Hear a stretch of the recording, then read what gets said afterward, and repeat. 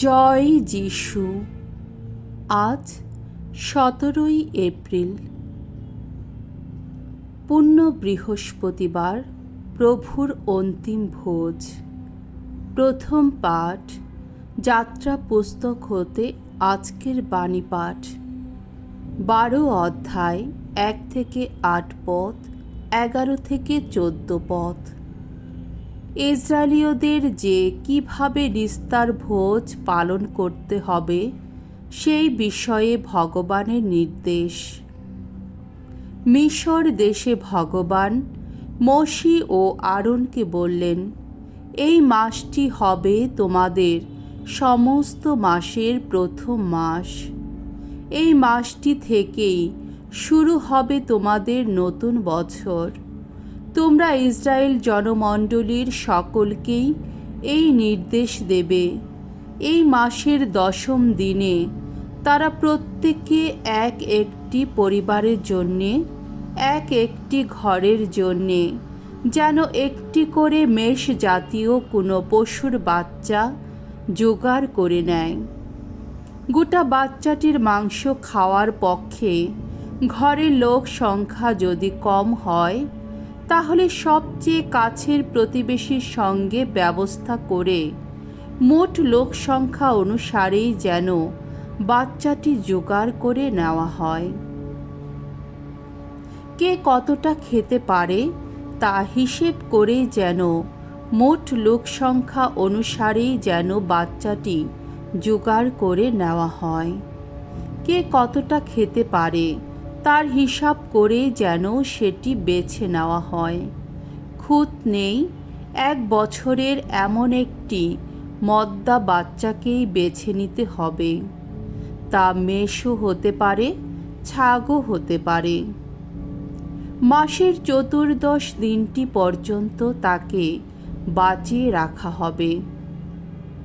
সেদিন সন্ধে হওয়ার সময়ে ইসরায়েল জনমণ্ডলীর সমবেত সকলেই যে যার পশুটি জবাই করবে। তারপর সেটির খানিকটা রক্ত নিয়ে যাওয়া হবে। যেসব ঘরে পশুটির মাংস খাওয়া হবে সেই সব ঘরের দরজার 2 বাজুতে ও কপালিতে ওই রক্ত লাগিয়ে দেওয়া হবে। সে রাত্রেই মাংসটা খেয়ে নিতে হবে। আগুনে ঝলসেই তা খেতে হবে, খামিরবিহীন রুটি ও তেতো শাক দিয়ে। মাংস খেতে হবে এইভাবে, কোমরে থাকবে বন্ধনী, পায়ে থাকবে জুতো, হাতে থাকবে লাঠি। আর তাড়াতাড়ি খেতে হবে, কেননা ভগবান যে সেই সময়ে নিস্তরণ করে যাবেন। সেই রাত্রে আমি মিশর দেশের মধ্য মানুষ ও পশুর প্রথম জাতককে আমি প্রাণে মেরে যাব, এবং এই আমি ভগবান মিশরের সমস্ত দেবতার যোগ্য দণ্ড বিধান করে যাব। তোমরা যেসব বাড়িতে আছো সেখানকার ওই রক্তের দাগ তখন তোমাদের উপস্থিতি চিহ্নিত করবে। ওই রক্তের দাগ দেখেই আমি তোমাদের ডিঙিয়ে এগিয়ে যাব। এইভাবে আমি যখন মিশর দেশের বুকে আঘাত হানব, তখন সেই বিধ্বংসী দুর্বিপাক তোমাদের স্পর্শ করবে না। এই দিনটি তোমাদের কাছে এক স্মারক দিবস হয়ে থাকবে, ভগবানের সম্মানে পালনীয় পর্বদিন রূপেই তোমরা তা উদযাপন করবে। পুরুষানুক্রমেই তা উদযাপন করে যাবে। এই বিধি চিরপালনীয়। প্রভুর বাণী। ঈশ্বরকে ধন্যবাদ। সাম সঙ্গীত 116 অধ্যায় 12 থেকে 13 পদ, 15 থেকে 18 পদ। ধুয়ো। ধন্য সেই রুটি, ধন্য সে পাত্র, ধন্য প্রভুর সঙ্গে আমাদের সবার মিলন। ভগবান আমার জন্যে করেছেন যা কিছু মঙ্গল, তাকে কি বা দেব তার প্রতিদানে। ত্রাণ পাত্রখানি তুলে ধরে আমি ভগবানের নাম আহা করব স্মরণ। ভক্তজন যারা, তাদের মৃত্যু ভগবানের দৃষ্টিতে বড়ই দুঃখের ব্যাপার। ওগো ভগবান, দুহাই তোমার, আমি তোমার সেবক। ওগো তোমারই সেবক, তোমার দাসীর পুত্র আমি। আহা, খুলেই দিয়েছ তুমি আমার বন্ধন। তোমার কাছে শ্রুতিযজ্ঞ নিবেদন করব আমি। ভগবানের নাম আমি করব স্মরণ।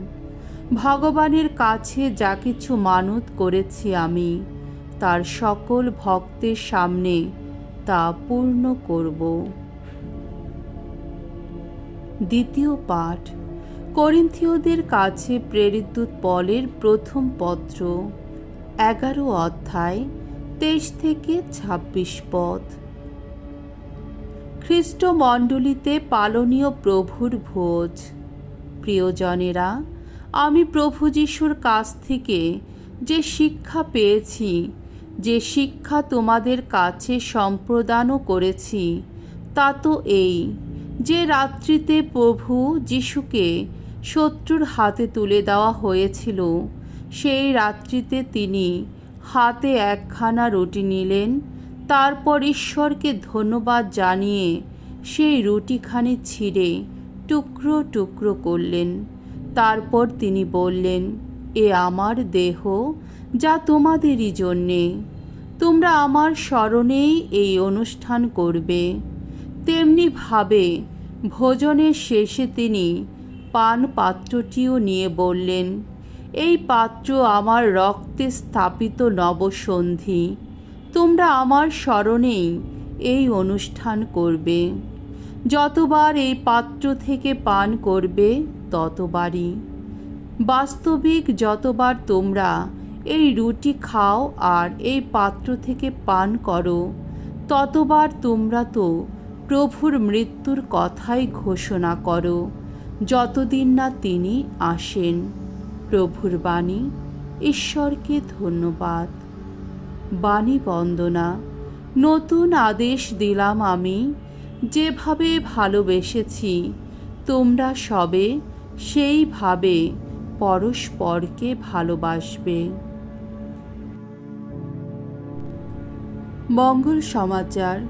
যোহন রচিত মঙ্গল সমাচার, 13 অধ্যায় 1 থেকে 15 পদ। প্রভু যিশু তার শিষ্যদের পা ধুয়ে দিলেন। তখন নিস্তার পর্ব শুরু হবে। যিশুর তো জানাই ছিল যে এবার তার সেই সময়টি এসে গেছে, যখন এই জগৎ ছেড়ে পিতার কাছে তাকে চলে যেতে হবে। এই সংসারে রয়েছে যারা, তার সেই আপন জনদের তিনি তো বরাবরই ভালোবেসে এসেছেন। এবার তিনি কিন্তু তাদের প্রতি তার সেই ভালোবাসার চূড়ান্ত প্রমাণ দিলেন। সান্ধ্য ভোজ তখন চলছে।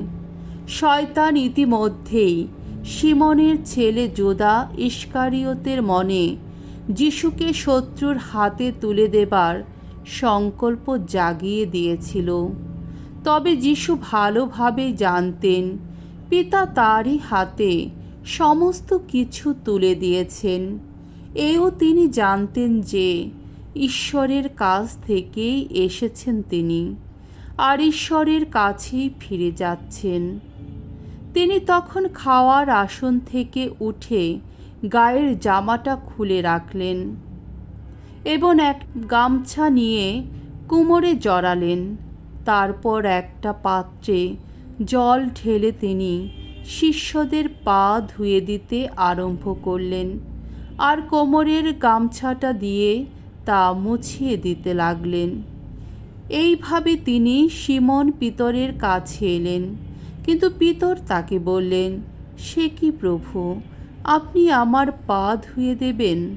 যিশু তাকে উত্তর দিলেন, আমি কি করছি এখন অবশ্য তা বুঝতে পারছ না, কিন্তু পরে বুঝতে পারবে। পিতর তাকে বললেন, না, আমার পা আপনি ধুয়ে দেবেন না, কক্ষনো না। যিশু উত্তর দিলেন, আমি যদি ধুয়ে না দেই তাহলে আমার সঙ্গে কিন্তু তোমার কোনো সম্পর্কই যে থাকে না। সিমন পিতর তাকে বললেন, প্রভু, তাহলে শুধু পা নয়, আমার হাত আর মাথাও আপনি ধুয়ে দিন। যিশু তখন তাকে বললেন, যে স্নান করেছে শুধু পা ছাড়া তার আর কিছু ধোবার প্রয়োজন নেই, সর্বাঙ্গে সে শুচি। তোমরাও তো শুচি, কিন্তু সকলে নও। তিনি অবশ্য জানতেন কে তাকে শত্রুর হাতে তুলে দেবে, তাই তিনি বললেন, তোমরা সকলে শুচি নও। তাদের পা ধুয়ে দেওয়ার পর তিনি গায়ের জামাটা পরে নিয়ে আবার খাওয়ার আসনে গিয়ে বসলেন। তখন তিনি তাদের বললেন, আমি এখন তোমাদের জন্যে কি করলাম তোমরা কি তা বুঝতে পারছ? তোমরা তো আমাকে গুরু বা প্রভু বলে থাকো, আর ঠিকই বলো, আমি তো সত্যি তাই। কাজেই প্রভু ও গুরু হয়ে আমি যখন তোমাদের পা ধুয়ে দিলাম, তখন তোমাদেরও কি পরস্পরের পা ধুয়ে দেওয়া উচিত? আমি তো এখন তোমাদের সামনে একটি আদর্শই তুলে ধরলাম। আমি তোমাদের জন্যে যেমনটি করলাম, আমি চাই তোমরাও ঠিক তেমনটি করবে। প্রভুর মঙ্গলময় বাণী। খ্রিস্ট প্রভু তোমার প্রশংসা হোক।